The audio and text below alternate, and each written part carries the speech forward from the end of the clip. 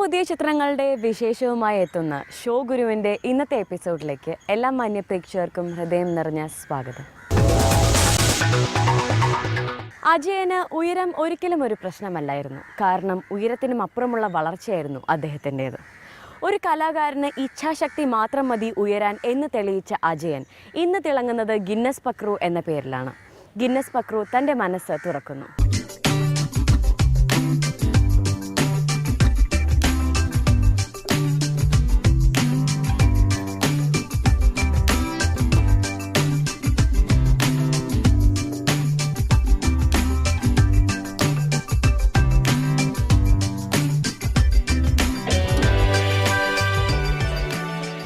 അപ്പോൾ ചേട്ടാ 25 വർഷമായി മലയാള സിനിമയിൽ അതിൻ്റെ ഒരു ആഘോഷവും നടന്നില്ല, ആരാധകരും ഒന്നും ആഘോഷിച്ചില്ല. അതെന്താ ആഘോഷമില്ല? ഞാൻ ആഘോഷം വേണ്ടെന്ന് വെച്ചാൽ കാരണം ഇനിയിപ്പം നമ്മൾ 25 വർഷമായി എന്ന് പറഞ്ഞു കഴിഞ്ഞ് കഴിഞ്ഞാൽ ഒരുപാട് പ്രായമായി. ഇനി ഇയാളെ വേണ്ട മടുത്തു അല്ലെങ്കിൽ വേണ്ടെന്ന് വെച്ചാലോ എന്ന് പേടിച്ചിട്ടാ. കാരണം എന്താണെന്ന് വെച്ച് കഴിഞ്ഞ് കഴിഞ്ഞാൽ നമ്മൾ സൂപ്പർ സ്റ്റാർ ഒന്നും അല്ലല്ലോ. അപ്പോൾ ഇതുവരെ അങ്ങനെ ആരും കണ്ടുപിടിച്ചിട്ടില്ല എന്ന് വേണമെങ്കിൽ പറയാം. കാരണം അതൊക്കെ ഫോക്കസ് ചെയ്ത് നമ്മൾ 25 വർഷമൊക്കെ ആഘോഷിച്ച് ഭയങ്കര ഇതൊക്കെ ആയിട്ട് വരുമ്പോൾ ഇനിയിപ്പം 25 ഇനി നിന്നാട്ടെ, അങ്ങനെ ആരും ചിന്തിക്കേണ്ടെന്ന് വിചാരിച്ചിട്ട് ഞാനിങ്ങനെ അങ്ങനെ അധികം ആഘോഷത്തിലേക്കൊന്നും പോകാതിരുന്ന. പൊക്കമില്ലായ്മയാണ് താങ്കളുടെ ഏറ്റവും വലിയ പൊക്കം. ഇപ്പോൾ താങ്കൾ സംവിധായകനായിരിക്കുന്നു, എന്ത് തോന്നുന്നു? സംവിധായകനായതിൽ ഒരുപാട് അഭിമാനം തോന്നുന്നുണ്ട്. അതിനേക്കാളൊക്കെ ഒരു ആത്മസംതൃപ്തി തോന്നുന്നുണ്ട്. ഒരുപാട് കാലമായിട്ട് മനസ്സിലിങ്ങനെ കൊണ്ടു നടന്നൊരാഗ്രഹമാണ്. അപ്പോൾ ഒരു സിനിമ സംവിധാനം ചെയ്യണം ജീവിതത്തിൽ. കാരണം ഒരുപാട് സിനിമകൾ കാണുന്നതും സംവിധായകർ സിനിമ സംവിധാനം ചെയ്യുന്നതൊക്കെയാണല്ലോ നമ്മൾ കണ്ടുകൊണ്ടിരിക്കുന്നത്. അപ്പോൾ എന്തുകൊണ്ട് എനിക്കും ഇത് ചെയ്തുകൂടാന്നുള്ളൊരു ആഗ്രഹം എൻ്റെ മനസ്സിൽ എപ്പോഴും ഉണ്ടായിരുന്നു.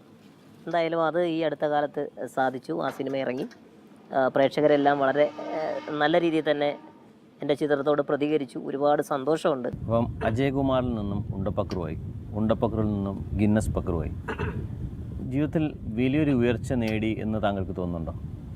അങ്ങനെയൊന്നും എനിക്ക് തോന്നിയിട്ടില്ല. കാരണം ഇനിയും ഉയരണം എന്നുള്ളൊരാഗ്രഹത്തിലാണല്ലോ ഓരോ കലാകാരനും പോകുന്നത്. ഇതിപ്പോൾ ആദ്യത്തെ ഒരു സിനിമ സംവിധാനം ചെയ്തു, ഇനി അതിനേക്കാൾ കൂടുതൽ മെച്ചപ്പെട്ട രീതിയിൽ വേറൊരു നല്ല ചിത്രം ചെയ്യണം, കുറച്ചുകൂടെ വ്യത്യസ്തമായിട്ട്. അത് ഇതിനേക്കാളും വലിയ ചിത്രമായിരിക്കണം, ഇങ്ങനെയുള്ള ആഗ്രഹങ്ങൾ നിൽക്കുന്നു. അതുപോലെ തന്നെ ഒരു നടൻ എന്നുള്ള രീതിയിൽ ഇതുവരെയും ചെയ്യാത്ത കൂടുതൽ നല്ല കഥാപാത്രങ്ങൾ ചെയ്യണം. അതുപോലെ ഒരുപാട് പ്രഗത്ഭരായിട്ടുള്ള സംവിധായകരുണ്ട്, അവരുടെയൊന്നും ചിത്രങ്ങൾ ഞാൻ അഭിനയിച്ചിട്ടില്ല. അവരുടെയൊക്കെ ചിത്രങ്ങളിൽ നല്ല റോളുകൾ അഭിനയിക്കണം.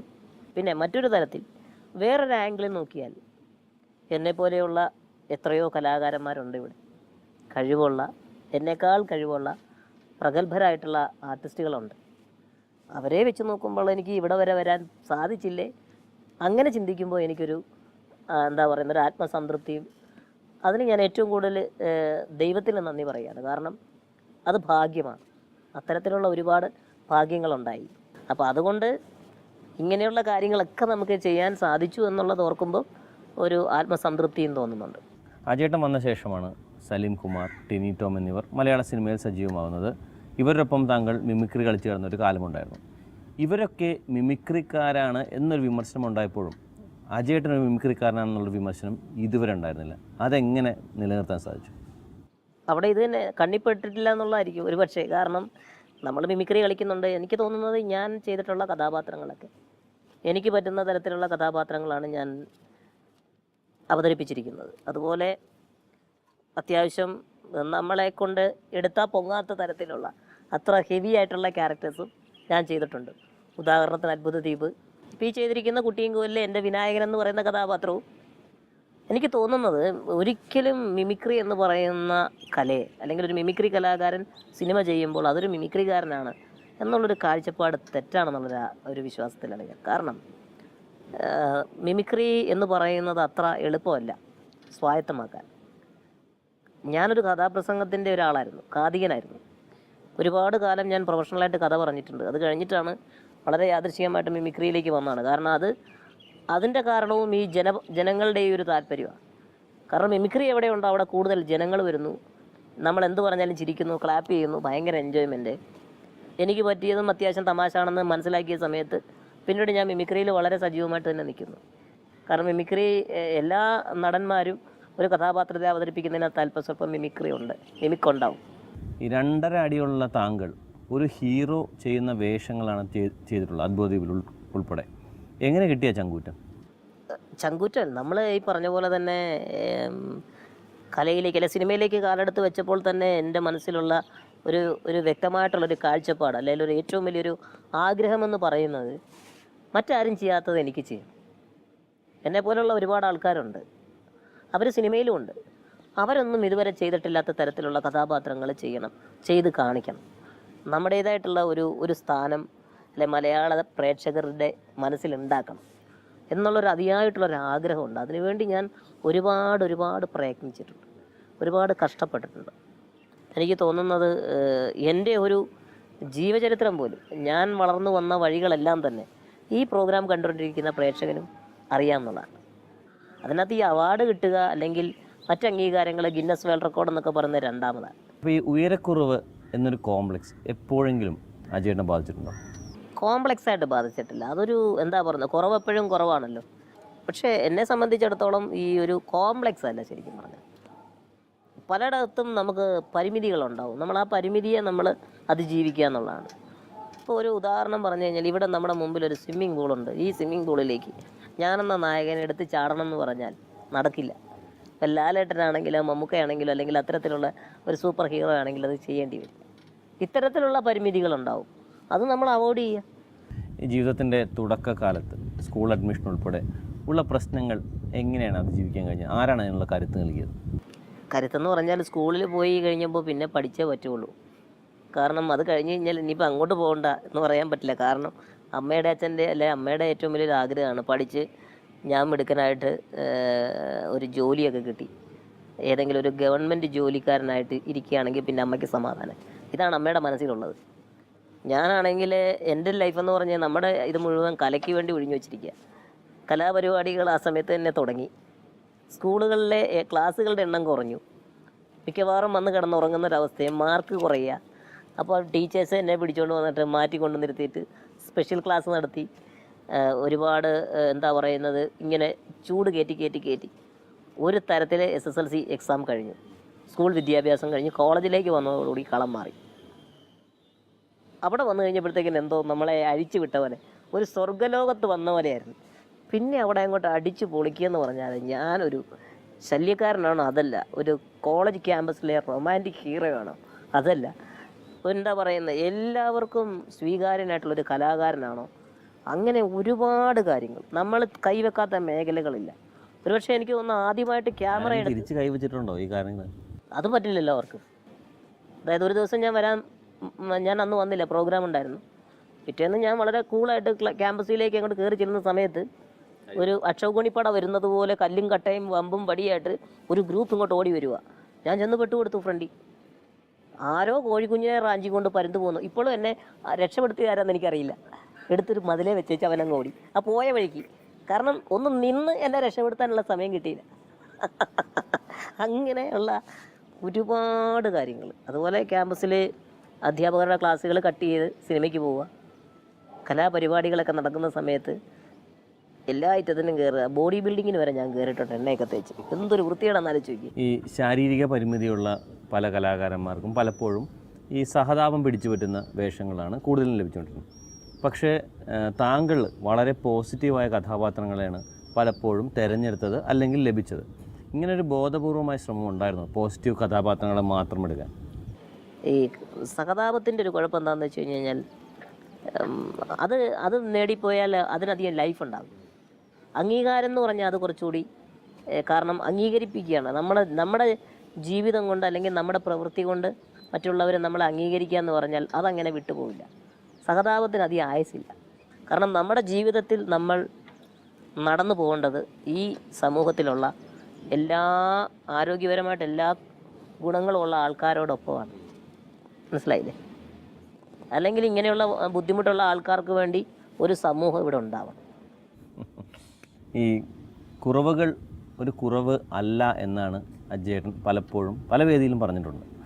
അപ്പോൾ അങ്ങനൊരു വ്യക്തി എന്ന നിലയിൽ കുറവുകളെല്ലാം മാറ്റി നിർത്തി പൊരുതി ഇത്രയും വലിയൊരു സ്ഥാനത്തിലെത്തിയ താങ്കളുടെ വ്യക്തിത്വം മറ്റുള്ളവർ പഠിക്കണം എന്ന് താങ്കൾക്ക് ആഗ്രഹമുണ്ട്?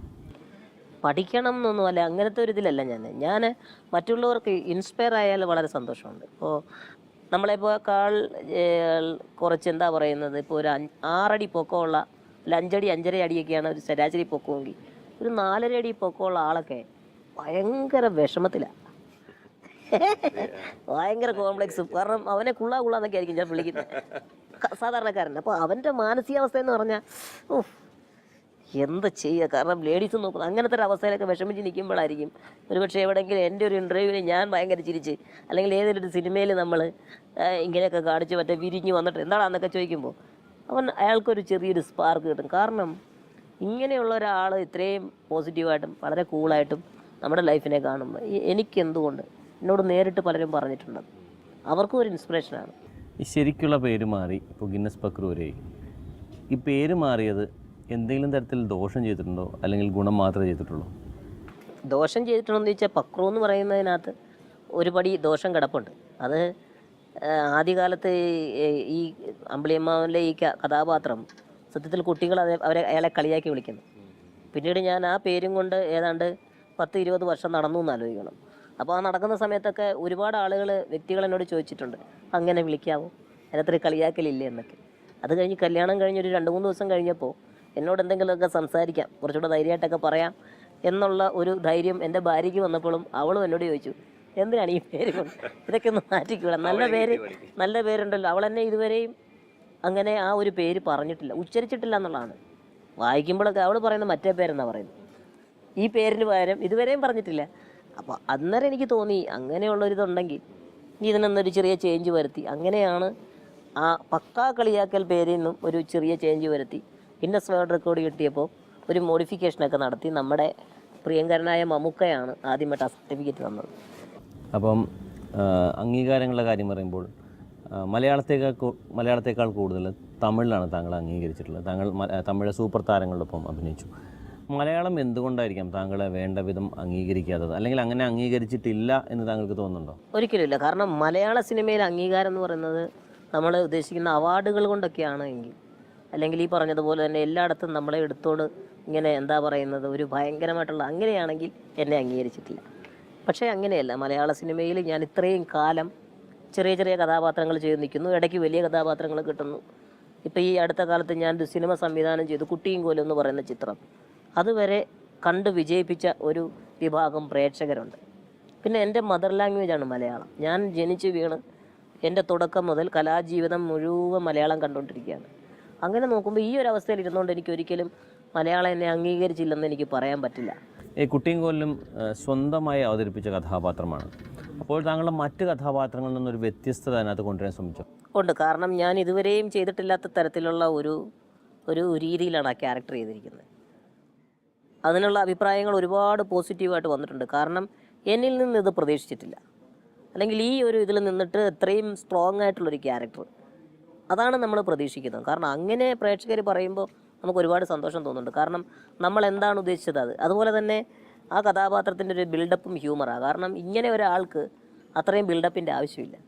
അത്തരത്തിലുള്ളൊരു ബിൽഡപ്പ് കൊടുത്തിട്ടാണ് ഈ ക്യാരക്ടറിനെ കൊണ്ടുവന്നിരിക്കുന്നത്. ഒരു സെമി നെഗറ്റീവ് ഇമേജുള്ള ഒരു ആൻറ്റി ഹീറോ എന്നൊക്കെ പറയാവുന്ന തരത്തിലുള്ളൊരു ക്യാരക്ടർ.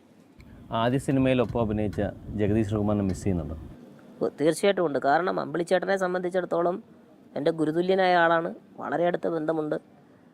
അദ്ദേഹത്തിൻ്റെ ആ ഒരു അവസ്ഥ, ആ ഒരു വാർത്ത അറിഞ്ഞ അന്നത്തെ എൻ്റെ ഒരു മാനസികാവസ്ഥയെന്ന് പറഞ്ഞാൽ, സിനിമ ഷൂട്ടിങ്ങിന് മുമ്പ് എനിക്ക് പോയി കാണാൻ പറ്റിയില്ല. ഷൂട്ടിംഗ് തീർന്ന ഉടനെ തന്നെ ഞാൻ അദ്ദേഹത്തെ ഇവിടുന്ന് ഞാൻ കാറെടുത്ത് വെല്ലൂർ പോയി അദ്ദേഹത്തെ പോയി കണ്ടു കഴിഞ്ഞപ്പോൾ കുറച്ച് കാര്യങ്ങളൊക്കെ പറഞ്ഞപ്പോൾ അതിൻ്റെയൊക്കെ ആ ഓർമ്മകളൊക്കെ അദ്ദേഹത്തിൻ്റെ ഉള്ളിലുണ്ട്. ഇപ്പോഴും വളരെ ഞാൻ ശുഭാപ്തി വിശ്വാസത്തിലാണ്. അദ്ദേഹം വളരെ ഊർജ്ജസ്വലമായിട്ട് തന്നെ തിരിച്ചു വരുമെന്നുള്ളൊരു പ്രതീക്ഷയിലാണ്, ആ ഒരു പ്രാർത്ഥനയിലാണ്. അപ്പോൾ ഇത്രയൊക്കെ ആയില്ലേ, അപ്പോൾ മലയാളത്തിലെ അടുത്ത ലിറ്റിൽ സൂപ്പർ സ്റ്റാർ താങ്കളായിരിക്കും? അങ്ങനെ ഒരു ആയിരിക്കുമെന്ന് ചോദിച്ചാൽ എന്താ പറയുക, അങ്ങനെ ഒരു പട്ടം എടുത്ത് എൻ്റെ തലയിലോട്ട് വെച്ച് കഴിഞ്ഞാൽ ഞാൻ ഒരിക്കലും വേണ്ടാന്ന് പറയില്ല. എനിക്ക് തന്നതൊന്നും ഞാൻ വേണ്ടാന്ന് പറഞ്ഞിട്ടില്ല. ലിറ്റിൽ സൂപ്പർ സ്റ്റാർ എന്ന് പറഞ്ഞാലും വളരെ സന്തോഷം. ഇനി അതല്ല, ഒരു ഏറ്റവും വലിയൊരു സന്തോഷം നമ്മുടെ മലയാള സിനിമയിലെ നടന്മാരുടെ പേരുകളൊക്കെ ഇങ്ങനെ എടുത്തു വെക്കുമ്പോൾ അതിൻ്റെ അവസാനമെങ്കിലും ഒരു ഫുൾ സ്റ്റോപ്പായിട്ട് നമ്മളുണ്ടായാൽ ഏറ്റവും വലിയ സന്തോഷം അതാണ്.